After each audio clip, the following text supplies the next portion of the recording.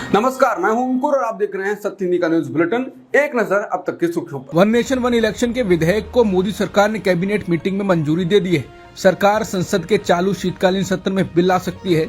सबसे पहले ये बिल ज्वाइंट पार्लियामेंट्री कमेटी के पास जाएगा और फिर इस पर सभी सियासी दलों के सुझाव लिए जाएंगे। आखिर में ये बिल संसद में लाया जाएगा और इसको पास करवाया जाएगा।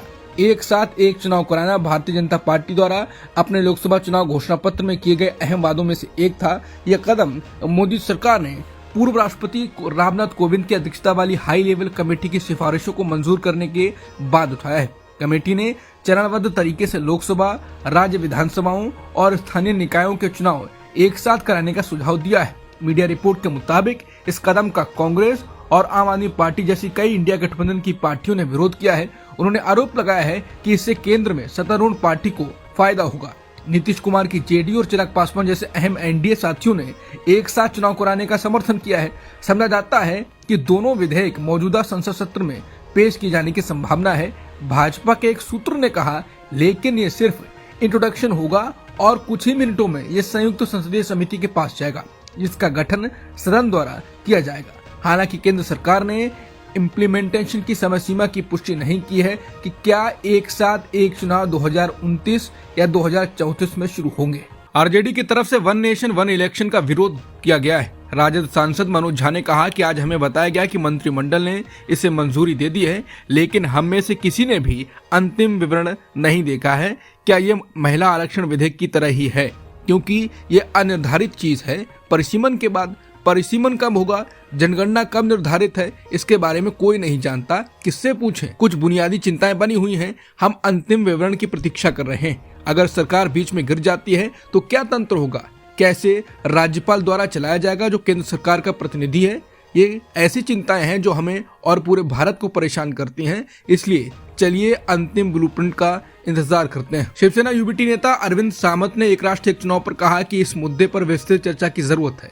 ये आसान नहीं है। मुझे लगता है कि इसके लिए अब संयुक्त संसदीय समिति की जरूरत है। उन्हें संयुक्त संसदीय समिति का गठन करना चाहिए। उन्होंने आगे कहा कि हर किसी के अपने अपने विचार हैं। हमें देश के संघवाद, देश के लोकतंत्र, धर्म, भाषा, क्षेत्रवाद के संदर्भ में विविधता को समझना चाहिए।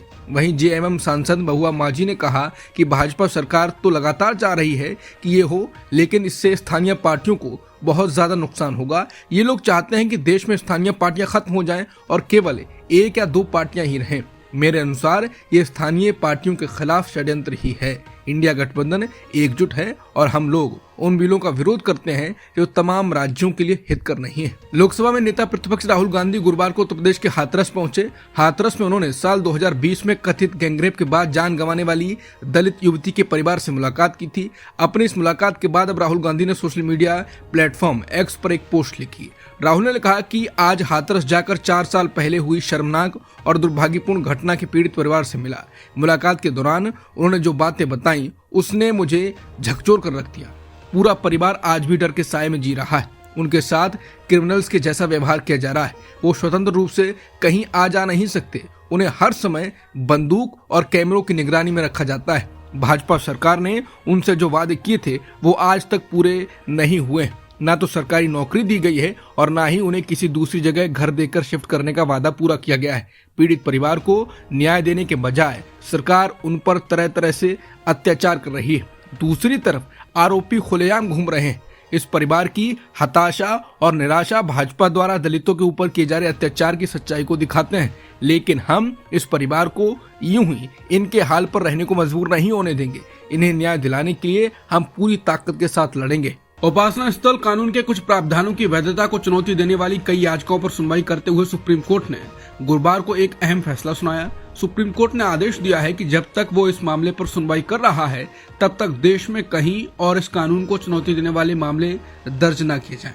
सुनवाई के दौरान सुप्रीम कोर्ट ने कहा कि चूंकि ये मामला इस न्यायालय के तहत विचाराधीन है, इसलिए हम ये उचित मानते हैं कि कोई नया मामला दर्ज न किया जाए, कोई नया केस दर्ज न किया जाए। सुप्रीम कोर्ट में अगली सुनवाई तक किसी अदालत में लंबित मामलों में कोई प्रभावी अंतरिम या फाइनल आदेश न पारित किया जाए। इसमें सर्वे का आदेश भी शामिल है। साथ ही केंद्र से इस बारे में हलफनामा दाखिल करने के लिए भी कहा गया है। बता दें, निचली अदालतें लगातार सर्वे जैसे काम करने के आदेश जारी किए जा रही थी। अब सुप्रीम कोर्ट ने कुछ समय के लिए रोका है। अब देखते हैं कि सीजीआई खन्ना क्या फैसला देते हैं।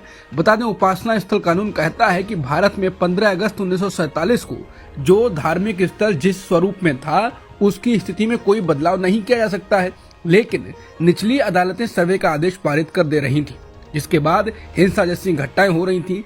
सुनवाई के दौरान सीजीआई खन्ना ने कहा कि वो इस कानून की संवैधानिक वैधता, इसकी रूपरेखा और दायरे का विश्लेषण कर रहे हैं, इसलिए उन्हें देश भर में लंबित मुकदमों की सुनवाई पर रोक लगाना होगा।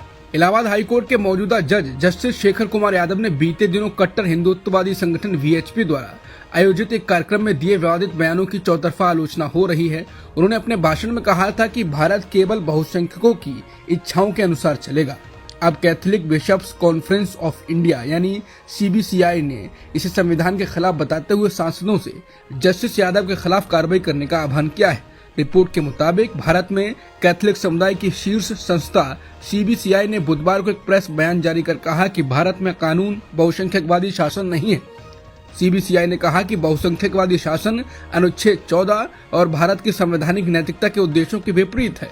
संविधान का अनुच्छेद 14 कानून के समक्ष सभी व्यक्तियों को समानता की गारंटी देता है।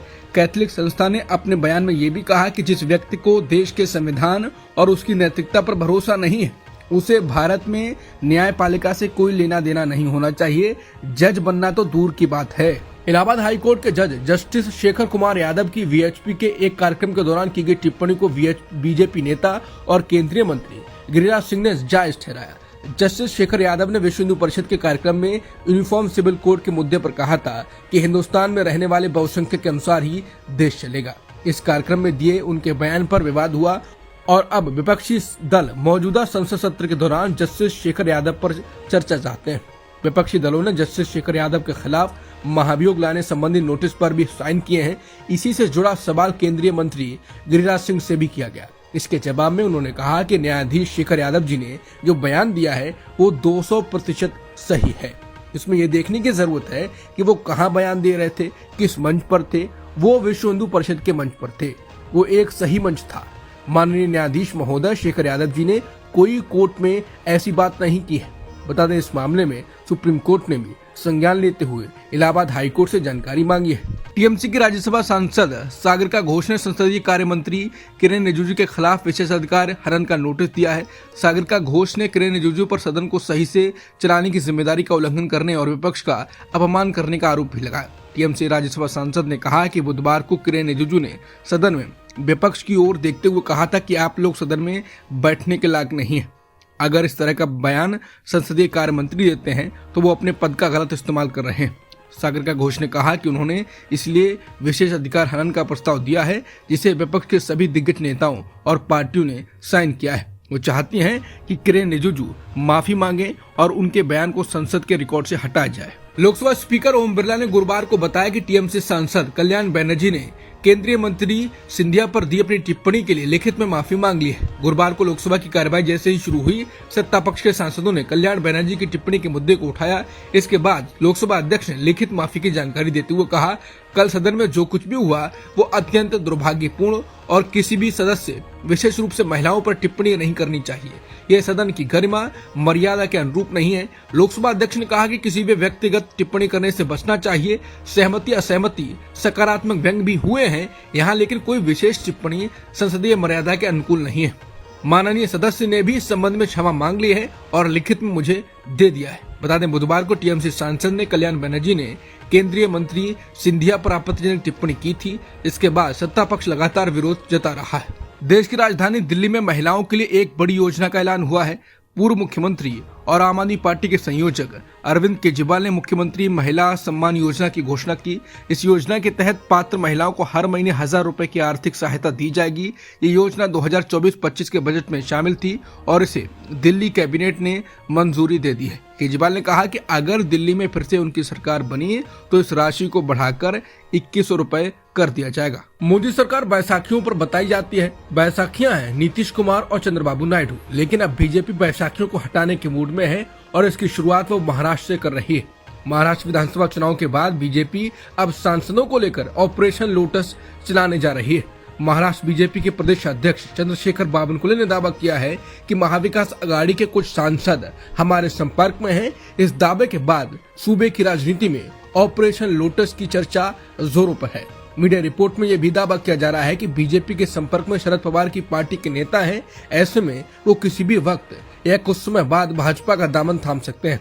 सूत्रों की माने तो महाविकास आघाड़ी के 5 से 6 सांसद बीजेपी के संपर्क में हैं। केंद्र व मंत्री पद या अन्य कोई जिम्मेदारी का आश्वासन मिलता है तो ये सांसद इस्तीफा देकर चुनाव का सामना करने की तैयारी में हैं। बता दें, बीजेपी की नजर अब 272 के आंकड़े पर पहुंचने की है। वो और जगह भी ऑपरेशन लोटस चला सकती है और अगर बीजेपी 272 पर पहुंच गई फिर नीतीश कुमार और नायडू का बैसाखी का कोई वजन नहीं रहेगा और मोदी नीतीश और नायडू के विरोध पर जो कुछ फैसले रोक लेते हैं वो उनको नहीं करना होगा।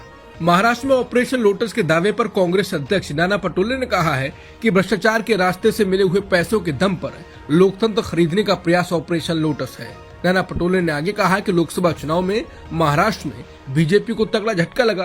केंद्र में सत्ता स्थापित करने के लिए बीजेपी को सहयोगी दलों की मदद लेनी पड़ी। ऐसे में बीजेपी के वरिष्ठ लोकसभा सदस्य ऑपरेशन लोटस के लिए प्रयास कर रहे हैं। वहीं बीजेपी अध्यक्ष चंद्रशेखर बावनकुले का कहना है कि पार्टी से सपोर्ट न मिलना और पार्टी के मुखिया द्वारा ध्यान नहीं देने के कारण चुनाव क्षेत्र की समस्या के समाधान नहीं होने से एमवीए के सांसद नाराज हैं और सत्तारूढ़ महायुति के साथ जाना चाहते हैं। इससे चुनाव क्षेत्र का विकास होगा और जनता की समस्याएं हल होंगी, ऐसा विपक्षी सांसद सोचते हैं। महाराष्ट्र में कैबिनेट गठन को लेकर बने सस्पेंस के बीच डिप्टी सीएम अजित पवार ने गुरुवार को और एनसीपी एसपी प्रमुख शरद पवार से मुलाकात की। इस दौरान उनकी सांसद पत्नी सुनेत्रा पवार, एनसीपी नेता प्रफुल्ल पटेल और छगन भुजबल सहित पार्टी के अन्य नेता भी मौजूद रहे। सभी नेताओं ने शरद पवार को जन्मदिन की शुभकामनाएं दी। ये मुलाकात पवार के 6 जनपद आवास दिल्ली में हुई। इसके बाद मीडिया से बात करते हुए अजित पवार ने कहा कि जन्मदिन के अवसर पर उन्होंने शरद पवार को शुभकामनाएं दी। अजित पवार ने कहा कि मुलाकात के दौरान पारिवारिक बातचीत के साथ साथ सियासी बातचीत भी हुई। एकनाथ शिंदे नाराज थे, एकनाथ शिंदे मान गए थे और अब एक बार फिर से एकनाथ शिंदे नाराज हो गए। खबरें हैं कि महाराष्ट्र के नवनिर्वाचित मुख्यमंत्री देवेंद्र फडणवीस और डिप्टी सीएम अजित पवार 11 दिसंबर को दिल्ली में थे। महाराष्ट्र में मंत्रिमंडल विस्तार को लेकर इन नेताओं को बीजेपी के केंद्रीय नेतृत्व से मुलाकात करनी थी। इस बैठक में एकनाथ शिंदे का भी शामिल होना था, लेकिन वो दिल्ली गए ही नहीं। इधर बीती रात फडणवीस ने केंद्रीय गृह मंत्री अमित शाह से मुलाकात की। अब इस पूरे घटनाक्रम को लेकर कई तरह की बातें हो रही हैं। कहा जा रहा है कि सारी कवायद महाराष्ट्र मंत्रिमंडल में ज्यादा से ज्यादा रसूखदार कैबिनेट पोर्टफोलियो हासिल करने की है। राज्यसभा में पूछे गए एक सवाल के जवाब में मोदी सरकार ने स्वीकार किया कि केंद्र सरकार की प्रमुख जांच ईडी ने मनी लॉन्ड्रिंग विरोधी कानून पीएमएलए के तहत जितने भी मामले 2019 के बाद दर्ज किए गए उनमें से 5% से भी कम मामलों में सजा सुनाई गई। यानी ईडी के अधिकतर मामले अदालतों में धराशायी हो गए। बार बार इस बात की पुष्टि हुई है कि ईडी सिर्फ राजनीतिक बदला लेने की भावना से ऐसे केस दर्ज करती रही है। हालांकि ईडी ने हमेशा ऐसे राजनीतिक दबाव में काम करने से इनकार किया। राज्यसभा में कांग्रेस सांसद रणदीप सुरजेवाला ने इस संबंध में सवाल किया था। वित्त राज्य मंत्री पंकज चौधरी ने जवाब में कहा कि पीएमएलए के तहत दर्ज 911 मामलों में से केवल 42 मामलों में सजा हुई है, जबकि केवल 257 मामले ट्रायल तक पहुंच सके। ऐसे सभी मामले 1 जनवरी 2019 से 21 अक्टूबर 2024 के बीच के हैं। कंपनियों का मुनाफा तो बढ़ा है, लेकिन कर्मचारियों की सैलरी नहीं बढ़ी। फिक्की और क्वेश कॉर्पोरेशन लिमिटेड के सर्वे में बताया गया है कि कंपनियों ने पिछले 4 साल में जमकर मुनाफा कमाया। बावजूद इसके कर्मचारियों की सैलरी में मामूली इजाफा हुआ। रिपोर्ट बताती है कि पिछले 4 साल में कंपनियों के मुनाफे में 4 गुना की वृद्धि हुई, जबकि कर्मचारियों की सैलरी मामूली रूप से बढ़ी है। मुख्य आर्थिक सलाहकार वी अनंत नागेश्वरन ने इस रिपोर्ट को गंभीरता से लिया है और कॉर्पोरेट जगत से इस बारे में जरूरी कदम उठाने को भी कहा है। इजरायली डिफेंस फोर्स यानी आईडीएफ ने दावा किया है कि उसने सीरिया की राजधानी दमिश्क और लताकिया के बीच सीरियाई सेना की 70 से 80% संपत्ति को नष्ट कर दिया है, खत्म कर दिया है। आईडीएफ ने कहा कि उसकी वायुसेना और नौसेना ने मिलकर शनिवार रात से अब तक सीरिया में 350 से ज्यादा हमले किए हैं। इन हमलों के जरिए दमिश्क और लताकिया के बीच 70 से 80% रणनीतिक सैन्य संपत्तियों को नष्ट किया गया है। इनमें लड़ाकू विमान, रडार और एयर डिफेंस साइट्स, नौसेना के जहाज और हथियारों के ठिकाने शामिल हैं। दक्षिण कोरिया के राष्ट्रपति यून सुक योल ने गुरुवार को कहा कि वो अंत तक लड़ते रहेंगे। यून ने गुरुवार को टेलीविजन पर संबोधन दिया, जिसमें उन्होंने पिछले हफ्ते मार्शल लॉ घोषित करने के अपने चौंकाने वाले फैसले का बचाव किया। उन्होंने कहा कि उनका प्रयास लोकतंत्र के पतन को रोकने और विपक्ष की संसदीय तानाशाही का मुकाबला करने के लिए एक कानूनी फैसला था। बता दें, दक्षिण कोरिया में राष्ट्रपति यून के इस्तीफे या महाभियोग की मांग लगातार बढ़ रही है। हालांकि यून ने इस बात के संकेत दिए हैं कि वो पद नहीं छोड़ेंगे। अब तक की सुर्खियों में इतना ही। बाकी खबरों के लिए बने रहिए सत्यहिंदी.com के साथ।